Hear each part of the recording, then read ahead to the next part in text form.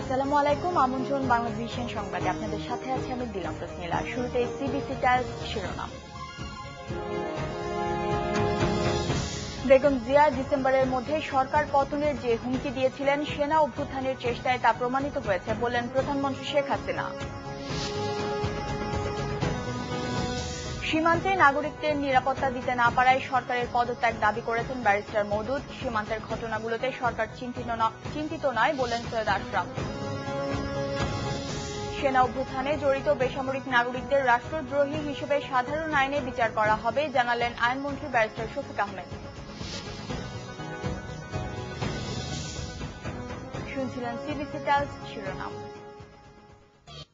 Small kids perfect fit, সুস্থ শিশু সুন্দর হাসি। এবারে বিস্তারিত। প্রধানমন্ত্রী শেখ হাসিনা বলেছেন, বেগম জিয়া 2011 এর ডিসেম্বরের মধ্যে সরকার পতনের যে হুমকি দিয়েছিলেন, সেনা অভ্যুত্থানের চেষ্টায় তা প্রমাণিত হয়েছে। নোয়াখালী জেলা আওয়ামী লীগের তৃণমূল নেতাদের সাথে বৈঠকে তিনি কথা বলেন। প্রধানমন্ত্রী বলেন, হত্যাকুর রাজনীতি শুরু করেছিলেন জিয়াউর রহমান। সেনাবাহিনীকে ব্যবহারে সেই রাজনীতি এখনো চলছে। তিনি বলেন, রাজনৈতিক কর্মসূচি ছাড়া ভিন্ন পথে ক্ষমতায় যাওয়ার চেষ্টা এদেশে সফল হবে না। সেনা অভ্যুত্থানের ষড়যন্ত্র উদ্ঘাটন করতে পারায় সেনাবাহিনীকে ধন্যবাদ জানান। তিনি বলেন, সময় মতো ষড়যন্ত্র ধরতে না পারলে বড় কোনো অঘটন ঘটতে পারত। তার মতে, গণতন্ত্র প্রাতিষ্ঠানিক রূপ না পেলে সাধারণ মানুষের উন্নতি হবে না।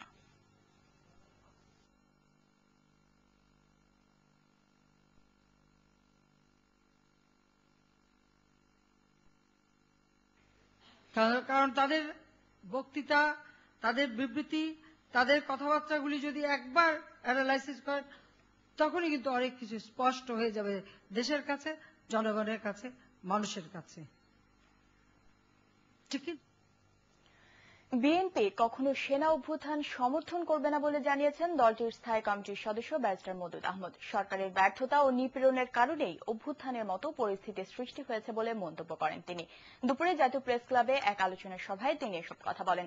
সীমান্তে বাংলাদেশি নির্যাতনের সমালোচনা করে মওদুদ বলেন, বর্তমান সরকার ভারতের সেবা দাসের মতো কাজ করছে। ভারত এই দেশকে অঙ্গরাজ্য মনে করছে বলে অভিযোগ করেন তিনি।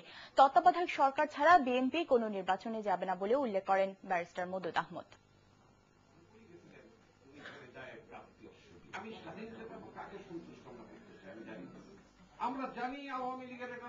যে আমরা চাই দেশে গণতন্ত্র অব্যাহত থাকুক, গণতান্ত্রিক প্রক্রিয়া যাতে কোনোভাবে যাতে না, এবং গণতান্ত্রিক মূল্যবোধ বলে এখন কোনদিন কোন সেনা অভ্যুত্থানকে সমর্থন জানাবো না। আজকে এই কারণেই তো আমাদের আন্দোলন, যাতে সেসব না হয়। কিন্তু বর্তমান সরকার, আমি বলতে চাই যে তারা এমন পরিস্থিতি সৃষ্টি করেছেন, চতুর্দিকে একটা অনিশ্চয়তার সৃষ্টি করেছেন। সেজন্য আজকে যদি কোনো ব্যর্থ প্রচেষ্টা হয়ে থাকে সেনা অভ্যুত্থানের, এবং সেটা যদি দমন করা হয়ে থাকে, আমরা যেমন একদিকে খুশি, অন্যদিকে আমরা বলতে চাই যে এই সরকারের ব্যর্থতার কারণেই আজকে এই ধরনের অনিশ্চয়তা দেখা দিয়েছে, এই ধরনের অস্থিরতা দেখা দিয়েছে। এটা আগামী জাতীয় সংসদ নির্বাচনে শতভাগ ইভিএম পদ্ধতি ব্যবহারের ক্ষমতা বর্তমান নির্বাচন কমিশনে নেই বলে মন্তব্য করেছেন স্থানীয় সরকার মন্ত্রী সৈয়দ আশরাফুল ইসলাম। কতগুলো কেন্দ্রে ইভিএম ব্যবহার করা হবে সে বিষয়ে সিদ্ধান্ত গ্রহণের সুবিধার্থেই দ্রুত নির্বাচন কমিশন পুনর্গঠন করতে সরকার কাজ করছে বলেও জানান তিনি। আরও জানাচ্ছেন মাহফুজুর রহমান। জেলা পরিষদ প্রশাসকদের ওরিয়েন্টেশন অনুষ্ঠানে যোগ দিয়ে স্থানীয় সরকার মন্ত্রী সৈয়দ আশরাফুল ইসলাম বলেন, স্থানীয় সরকারকে আরো শক্তিশালী করা ও সুশাসন প্রতিষ্ঠায় প্রশাসকদের ভূমিকা জরুরি।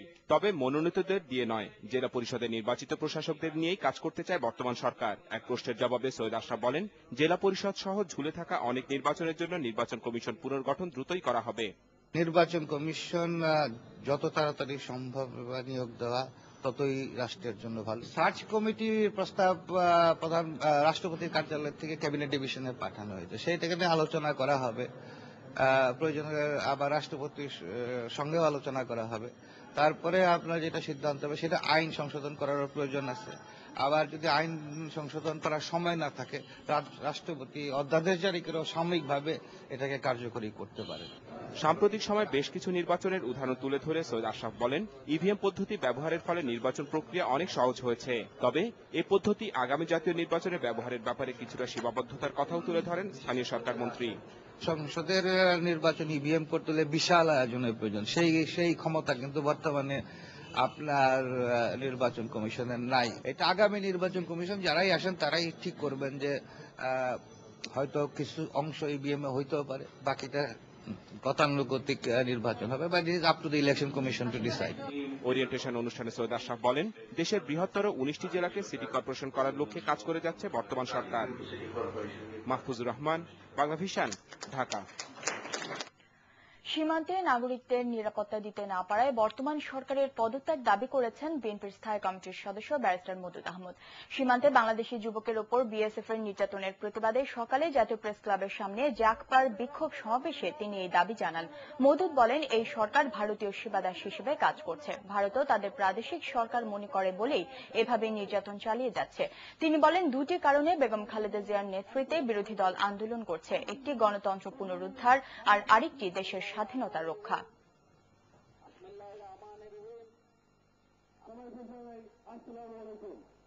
যেই সরকার আমাদের নাগরিকদের নিরাপত্তা দিতে পারে না এবং সীমান্তে যে ঘটনা একটার পর একটা ঘটে যাচ্ছে, আমার মনে হয় যেহেতু বর্তমান সরকার এটা বন্ধ করতে পারেন নাই, সুতরাং এই সরকারের পদত্যাগ করা উচিত বলে আমি মনে করি।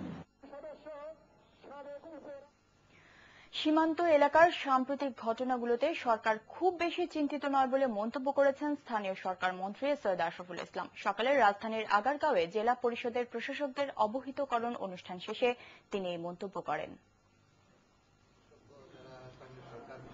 এটা আপনার বর্ডারে টানাটানি, এখানে চোরা কারবারি বহু কিছুর সঙ্গে যুক্ত, সেটার সঙ্গে রাষ্ট্র পরিচালনার কোনো আপনার এখানে গরু চুরি, এখানে মাদক দ্রব্য পাচার, এটা দুই দেশের বর্ডারে এগুলি হয়ে থাকে সবসময়, এবং এইগুলিকে তালকে তিল করার আপনার কোনো প্রয়োজন আছে বলে আমরা মনে করি না। এইসব ঘটনা প্রতিনিয়ত ঘটছে, আগেও ঘটছে, ভবিষ্যতে ঘটবে। এটা নিয়ে রাষ্ট্র খুব বেশি চিন্তিত নয়, এবং রাষ্ট্র এটা নিয়ে আপনার সব কর্মকাণ্ড ফেলে রেখে এই বিষয় নিয়ে আপনার তারা দৃষ্টি নিদর্শন করতে, সেটাও সত্য। সেনা অভ্যুত্থানে জড়িত বেসামরিক নাগরিকদের রাষ্ট্রদ্রোহী হিসেবে সাধারণ আইনে বিচার করা হবে বলে জানিয়েছেন আইনমন্ত্রী ব্যারিস্টার শফিক আহমেদ। সকালে বিচার প্রশাসন প্রশিক্ষণ কোর্সের উদ্বোধন শেষে এ কথা বলেন তিনি। আইনমন্ত্রী জানান, জড়িত সামরিক সদস্যদের বিচারে ট্রাইব্যুনাল গঠন করা হয়েছে। রাসেল আহমেদের রিপোর্ট।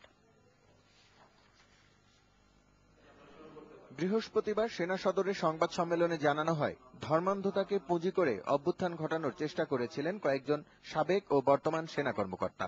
এশরাক নামে এক প্রবাসী ব্যবসায়ী এই পরিকল্পনায় জড়িত বলেও জানান পিএস পরিদপ্তরের পরিচালক ব্রিগেডিয়ার জেনারেল মোহাম্মদ মাসুদ রাজ্জাক। শনিবার বিচার প্রশাসনের 110তম প্রশিক্ষণ কোর্সের উদ্বোধন শেষে আইনমন্ত্রী বলেন, এই ঘটনায় জড়িত বেসামরিক নাগরিকদের বিষয়েও তদন্ত চলছে। বলবো যে যারা এই অভ্যুত্থানের সাথে বা চেষ্টায় জড়িত ছিল এবং অন্য কেউ এর সাথে জড়িত আছে কিনা ইতিমধ্যেই তদন্ত চলছে, তদন্তেই প্রকাশ পাবে কারা কারা আছে। কোন সিভিলিয়ান যদি এর থেকে তাহলে রাষ্ট্রদ্রোহিতার অপরাধেও তাদেরকে বিচারের আওতায় আনা হবে। এ ধরনের বিশৃঙ্খলা রাষ্ট্রদ্রোহিতার শামিল বলেও মনে করেন তিনি। পঞ্চম সংশোধনী এবং সপ্তম সংশোধনী রায় এটা অত্যন্ত সুস্পষ্টভাবে আমাদের সর্বোচ্চ আদালত রায়ের মধ্যে ঘোষণা করেছেন। কাজে এই ধরনের অভ্যুত্থান রাষ্ট্রদ্রোহিতার শামিল। আইনমন্ত্রী বলেন, জড়িত সামরিক সদস্যদের বিচার হবে সামরিক আইনে। এরই মধ্যে ট্রাইব্যুনাল গঠন করা হয়েছে বলেও জানান তিনি। Thank you. Russell Ahmed, Bangla Vision, Dhaka.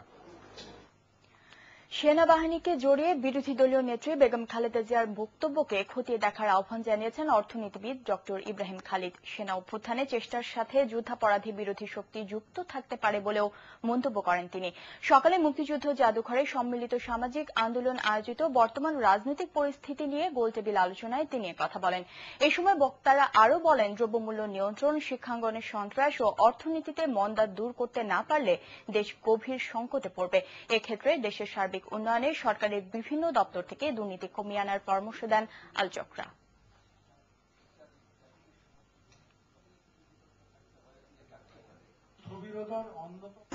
স্বাগত আরেকবার বাংলাদেশের সংবাদে। প্রধানমন্ত্রীর প্রতিশ্রুতি অনুযায়ী নীলফামারীর তিস্তা নদীর পলি মাটি অপসারণ কাজ শুরু হলেও এই কাজ কতটুকু উপকারে আসবে তা নিয়ে প্রশ্ন উঠেছে। স্থানীয় প্রযুক্তির ড্রেজিং মেশিন দিয়ে পলি অপসারণ করায় সরকারের 23 কোটি টাকা পানিতে ভেসে যাবে বলে মনে করছেন এলাকাবাসী। নীলফামারী থেকে জুয়েল আহমেদের রিপোর্ট। তিস্তা নদীর বুকে জেগে ওঠা চর প্রথমবারের মতো খনন করা হচ্ছে। প্রধানমন্ত্রীর প্রতিশ্রুতি অনুযায়ী নদীর 3.5 কিলোমিটার এলাকার পলি অপসারণে ব্যয় ধরা হয়েছে 23 কোটি টাকা। কিন্তু স্থানীয় প্রযুক্তির ড্রেজিং মেশিন দিয়ে এই কাজ কতটুকু বাস্তবায়ন হবে তা নিয়ে প্রশ্ন উঠেছে। খুবই লোকাল মেশিন দিয়ে করানো হচ্ছে, যা এটা যে কাজটা করা সম্পূর্ণ এটা তো হবে না। 17-18 কোটি টাকা সরকার ব্যয় করতেছে, কিন্তু এখানে কোনো লাভজনক কিছুই দেখা যাচ্ছে না।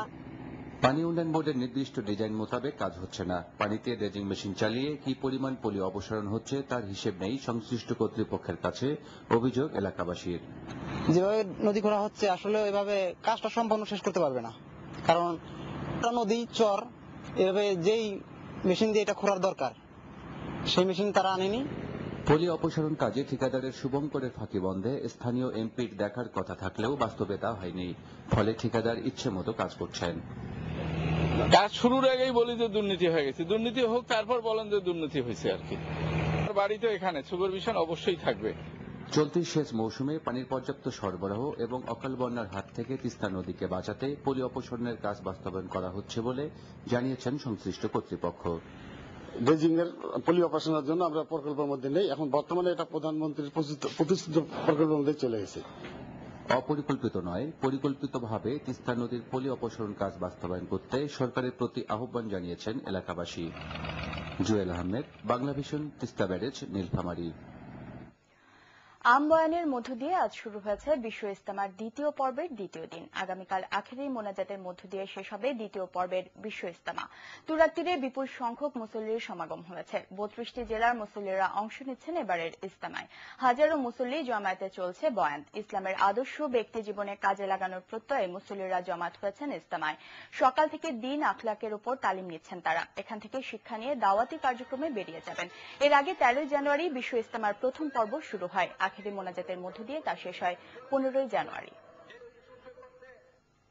এবারে অগ্রণী ইন্স্যুরেন্স অর্থ বাণিজ্য সংবাদ।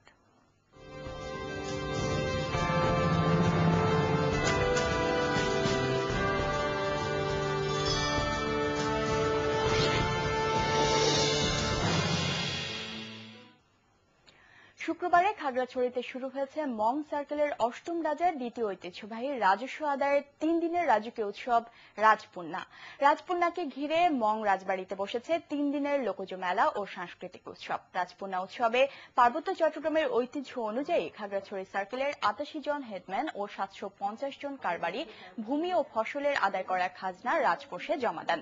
মং সার্কেলের চিফ রাজা সাচিংপ্রপ চৌধুরী রাজপ্রথা অনুযায়ী ঐতিহ্যবাহী রাজকীয় পোশাক ও কোমরে স্বর্ণখচিত তলোয়ার সহ রাজবাড়িতে বিশেষভাবে নির্মিত দরবার হলে প্রবেশ করেন। পার্বত্য চট্টগ্রামের চাকমাদের চাকমা এবং মারমাদের বোমাং ও মং সার্কেলের বার্ষিক রাজকর দেওয়ার আনুষ্ঠানিকতা ঘিরে মূলত হয়ে থাকে। রাজপুন্নাকে ঘিরে আনন্দে মেতে উঠেছে মারমা চাকমা ও ত্রিপুরা বাঙালিরা। রাজপুন্না অনুষ্ঠানে পার্বত্য চট্টগ্রাম বিষয়ক প্রতিমন্ত্রী দীপঙ্কর তালুকদার, পার্বত্য জেলা পরিষদ চেয়ারম্যান কুজেন্দ্র লাল ত্রিপুরা ও জেলা প্রশাসক আনিসুল হক ভুইয়াও উপস্থিত ছিলেন। এবারে আমিন জুয়েলার্স আন্তর্জাতিক সংবাদ।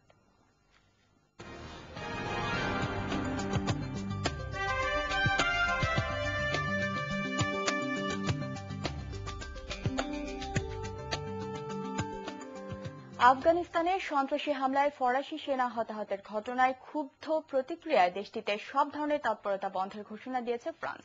ফরাসি প্রেসিডেন্ট নিকোলাস সার্কোজি তার ঘোষণায় বলেন, এখন থেকে আফগানিস্তানে আর কোনো ধরনের প্রশিক্ষণ কর্মসূচি ও যৌথ অভিযানে অংশ নেবে না ফরাসি সেনারা।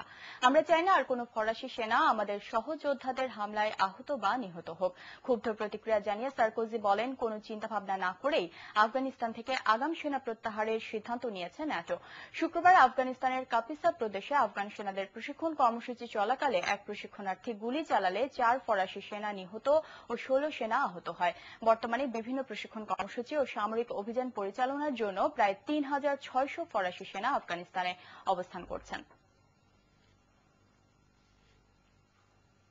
এবারে ক্লেমন খেলার সংবাদ।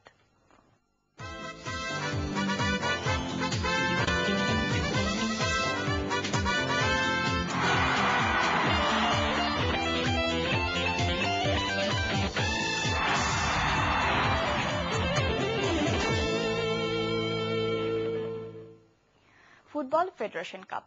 গ্রামীণফোন ফেডারেশন কাপ ফুটবলের দ্বিতীয় সেমিফাইনালে আজ বিকেলে মুখোমুখি হবে শেখ জামাল ক্লাব ও শেখ রাসেল ক্রীড়া চক্র। বঙ্গবন্ধু স্টেডিয়ামে বিকেল 4টায় শুরু হবে ম্যাচটি। গ্রুপ সেরা হওয়ার লড়াইয়ে এক সপ্তাহ আগে মাঠে নেমেছিল শেখ জামাল ধানমন্ডি ক্লাব ও শেখ রাসেল ক্রীড়া চক্র। শক্তির বিচারে এগিয়ে থাকা বাংলাদেশ লিগ চ্যাম্পিয়ন শেখ জামাল ক্লাবকে চমকে দিয়ে সে ম্যাচে জয় ছিনিয়ে নিয়েছিল শেখ রাসেল কেসি। ফেডারেশন কাপের সেমিফাইনালে আবারও তাদের প্রতিপক্ষ গতবারের finalist Sheikh Jamal club. Group পর্বে পরাজয়ের প্রতিশোধ নিতে মরিয়া হয়ে মাঠে নামবে শেখ জামাল ক্লাব। টানা দ্বিতীয় ফাইনাল খেলার লক্ষ্য সাইফুল বাড়ি টিটুর দলের। আর শেখ রাসেল কেসির কোচ মারুফুল হকের লক্ষ্য প্রথম রাউন্ডের সাফল্য ধরে রাখা। Tennis Australian open. নাদাল ফেদারের পর অস্ট্রেলিয়ান ওপেনের শেষ 16তে বিশ্বের 1 নম্বর খেলোয়াড় নোভাক জকোভিচ মেয়েদের বিভাগে শীর্ষ বাছাই ক্যারোলিন ওজনিয়াকে গতবারের চ্যাম্পিয়ন কিম ক্লাস্টার্সের পর এই যোগ্যতা অর্জন করেছেন মারিয়া শারাপোভা ও উইম্বলডনের চ্যাম্পিয়ন পেট্রা কভিতোভা। ষষ্ঠ দিনে এই যোগ্যতা অর্জনে সার্বিয়ান তারকা নোভাক জকোভিচ সহজেই 6-0, 6-1 ও 6-1 গেমে ফ্রান্সের নিকোলাসকে উড়িয়ে দেন। তৃতীয় রাউন্ডে বছরের প্রথম টুর্নামেন্ট কাতার ওপেন জয়ী জো উলফ্রেড টি সঙ্গা পর্তুগালের অবাছাই ফার্দিরাকোর বিপক্ষে সহজেই সরাসরি সেটে জিতে পৌঁছে যান শেষ 16তে। মেয়েদের বিভাগে সহজ জয় পেয়েছে শিরোপার দাবিদার মারিয়া শারাপোভা। তিনি জার্মানির অ্যানেজেলিকিউকে 6-1 ও 6-2 গেমে হারান।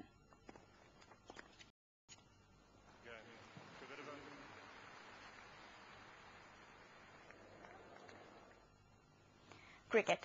দক্ষিণ আফ্রিকার কাছে সিরিজ খোয়ানো শ্রীলঙ্কার শেষ পর্যন্ত জয়ের মুখ দেখল চতুর্থ ওয়ানডেতে। কিম্বার্লিতে 5 উইকেটে জয় পায় সফরকারীরা। প্রথমে ব্যাট করে 7 উইকেটে 299 রান তোলে দক্ষিণ আফ্রিকা।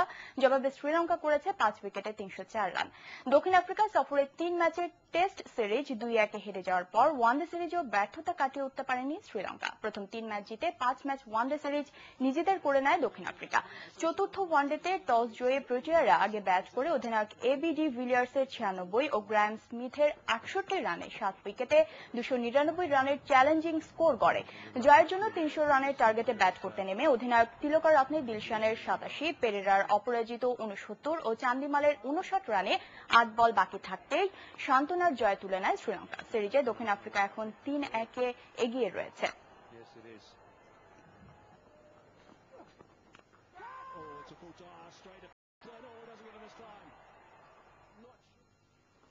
সংবাদ শেষ করব সিবিসি টাইলস শিরোনামগুলো আরেকবার জানিয়ে। বেগম জিয়া ডিসেম্বরের মধ্যে সরকার পতনের যে হুমকি দিয়েছিলেন সেনা অভ্যুত্থানের চেষ্টায় তা প্রমাণিত হয়েছে বললেন প্রধানমন্ত্রী শেখ হাসিনা। সীমান্তে নাগরিকদের নিরাপত্তা দিতে না পারায় সরকারের পদত্যাগ দাবি করেছেন ব্যারিস্টার মওদুদ। সীমান্তের ঘটনাগুলোতে সরকার চিন্তিত নয় বললেন সৈয়দ আশরাফ। সেনা অভ্যুত্থানে জড়িত বেসামরিক নাগরিকদের রাষ্ট্রদ্রোহী হিসেবে সাধারণ আইনে বিচার করা হবে জানালেন আইনমন্ত্রী ব্যারিস্টার শফিক আহমেদ।